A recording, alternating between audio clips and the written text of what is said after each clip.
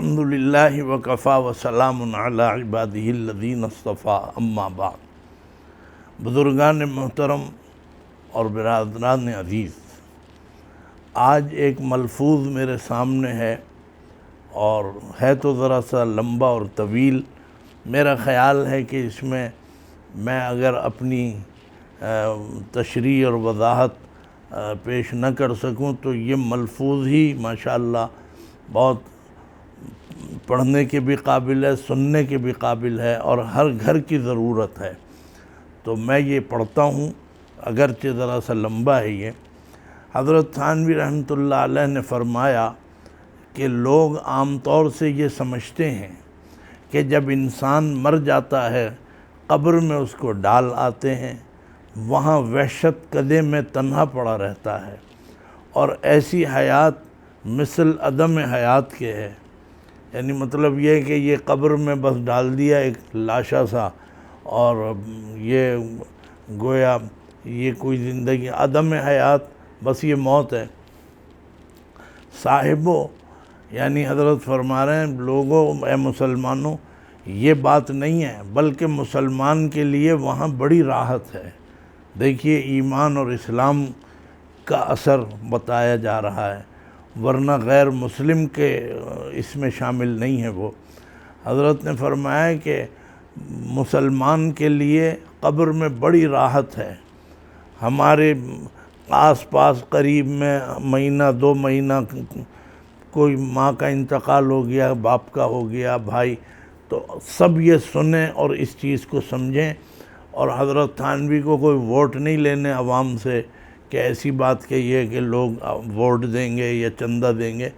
یہ باتیں ہیں قرآن اور حدیث کی روشنی میں حضرت نے فرمایا ہے، اس کو سنیں، انشاءاللہ اس سے صبر بھی آئے گا، سکون بھی آئے گا اور زیادہ عمل کا شوق بھی پیدا ہوگا۔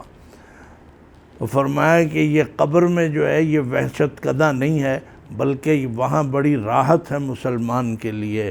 حدیث شریف میں ہے کہ ارواح یعنی روحیں اس کا استقبال کرتی ہیں، یعنی جب عالم مرنے کے بعد جو بھی جائے تو روحیں استقبال کرتی ہیں، یعنی اس کے عزیز قریب جو اس سے پہلے چلے گئے ہیں وہ اس سے ملتے ہیں اور اس سے دوسرے متعلقین کی نسبت دریافت کرتے ہیں۔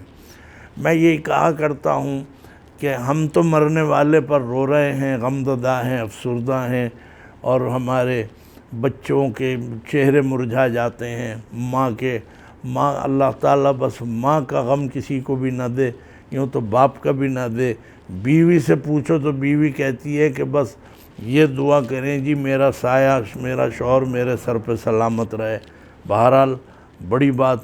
اور شوہر کو پتہ ہی جب چلتا ہے کہ جب بیوی کا انتقال ہو تب یہ پتہ چلتا ہے کہ واقعی کوئی بہت بڑی نعمت مجھ سے چھن گئی، اور بچے اور سب متاثر ہوتے ہیں۔ میں اپنے تجربے سے یہ عرض کر رہا ہوں اور کرتا رہتا ہوں پہلے کہ شوہر باپ کا انتقال ہو جائے تو ماں کے اندر صلاحیت ہے کہ وہ سب بچوں کو سمیٹ کے لے کے چلتی ہے، اور بڑی بڑی مثالیں موجود ہیں۔ لیکن اگر ماں کا انتقال ہو جائے تو بہت کم ایسا ہوتا ہے کہ وہ گھر چلتا رہے، کبھی اجڑ جاتا ہے، کبھی بگڑ جاتا ہے، کبھی خرابیاں آ جاتی ہیں، کبھی معلوم ہوتا ہے کہ گھر کا سارا نظام تلپٹ ہو کے رہ گیا۔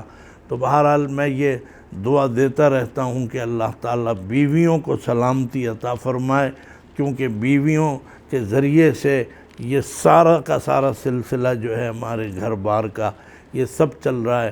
کوئی عالم اگر دین کی خدمت کی ہے اور کر رہا ہے، وہ اسی وجہ سے کہ اس کی بیوی نے اس کا ساتھ دے رکھا ہے، تو وہ دین کی خدمت بھی کرتا ہے۔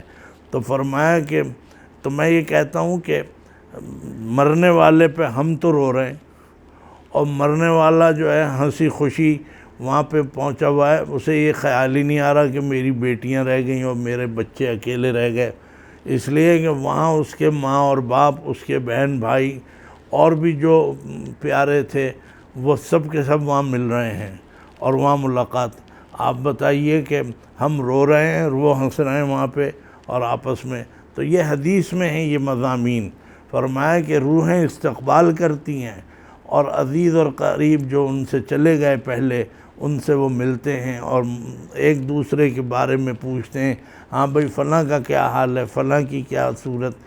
اگر یہ کہتا ہے کہ فلاں شخص تو مر گیا ہے تو کہتے ہیں افسوس وہ دوزخ میں گیا ہے ورنہ ہم سے ضرور ملتا، اور اس سے ان کو غم ہوتا ہے۔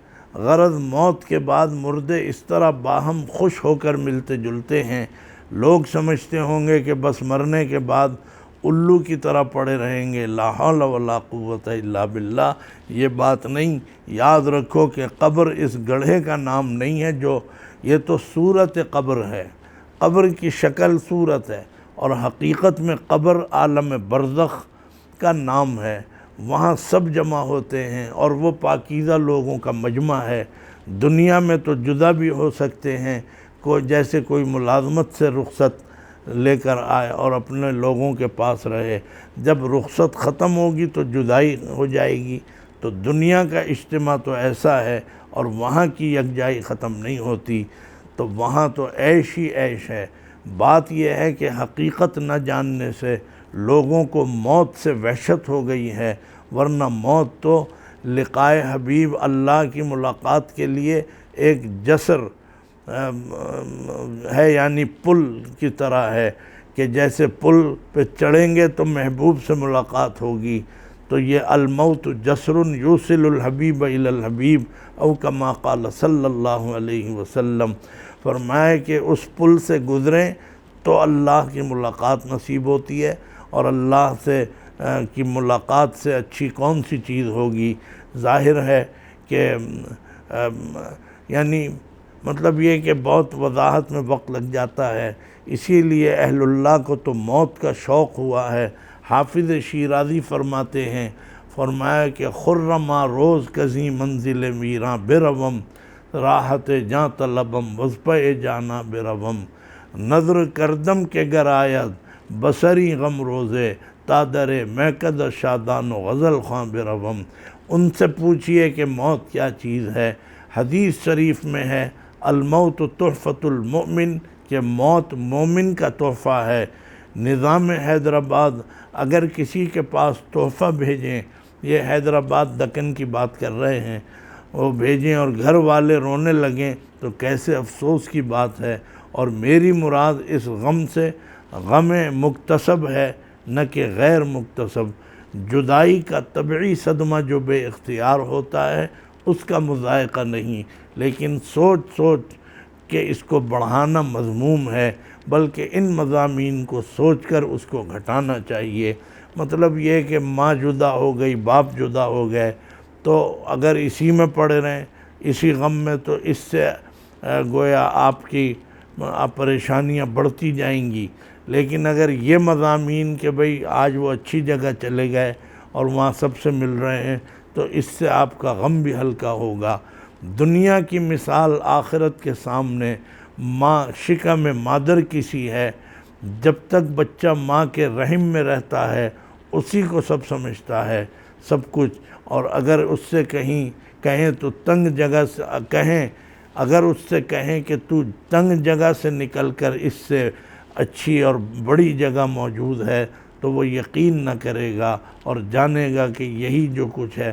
مطلب یہ کہ شکم مادر میں جو بچہ پرورش پا رہا ہے، اس سے اگر آپ کہیں کہ میاں نکلو یہاں سے، کس جگہ پڑے ہو، گندی جگہ ہے، تو وہ سمجھتا ہے نہیں بھائی میں یہیں پہ خوش ہوں۔ بہرحال پھر اسے دنیا میں آنا ہوتا ہے، اللہ کا حکم ہے کہ اس کی ولادت ہو جاتی ہے۔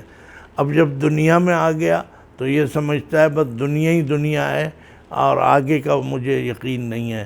نبیوں نے فرمایا، علماء نے فرمایا کہ بھئی اس دنیا سے بھی اچھا ایک مقام ہے جو جنت کا مقام ہے۔ بہرحال شکم میں مادر سے باہر اس لیے نہیں آنا چاہتا کہ میں یہاں خوش ہوں، آگے مجھے پتہ نہیں کیا ہوگا۔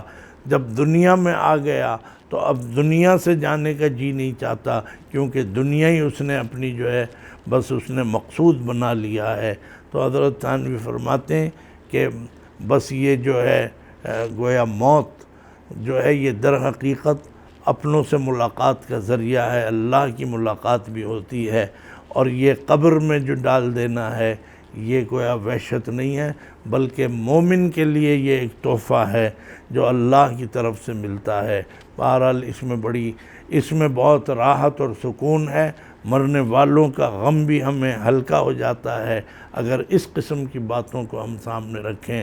اصل کام یہ ہے کہ ہم بس ان کے لیے پڑھتے رہیں، مغفرت کرتے رہیں، ان کی قبر پر جائیں اور جا کے وہاں حاضری دیں اور غیر شرعی کام نہ کریں، ان کے ایصال ثواب کریں، فاتحہ خوانی کریں، تو اس سے ان کو خوشی ہوتی ہے کہ میرا عزیز آیا تھا اور میرے قریب کھڑا ہو کر گیا ہے۔ بہرحال یہ ہیں وہ چیزیں کہ جو ہمیں مرنے کے بعد جن کو سامنے رکھنا چاہیے۔ مرنے والے کے پیچھے گویا مرا نہیں جاتا ہے کہ انسان جو ہے وہ اب مرنے والے کے غم میں اتنا مبتلا ہو جائے کہ معلوم ہو کہ خود ہی بیمار پڑ گیا اور بیمار ہو کے دنیا سے چلا گیا۔ خواجہ صاحب کا ایک شعر مجھے یاد آ گیا کہ ارے یہ کیا ظلم کر رہا ہے کہ مرنے والوں پہ مر رہا ہے۔ بہرحال آگے مجھے شعر نہیں معلوم، مطلب یہ ہے کہ مرنے والوں کے ساتھ مرا نہیں جاتا، بلکہ یہ سوچ کے خوش ہو جاؤ کہ یہ یہاں سے اچھی جگہ چلے گئے اور ہم ابھی پریشانی اور تکلیفوں کی جگہ میں ہیں۔ بس یہ ہمارا کام ہونا چاہیے۔ اللہ تعالی ہمارے مرنے والوں کی مغفرت فرمائے اور ان کو اعلیٰ علیین میں مقام عطا فرمائے۔ وآخر دعوانا ان الحمد للہ رب العالمین۔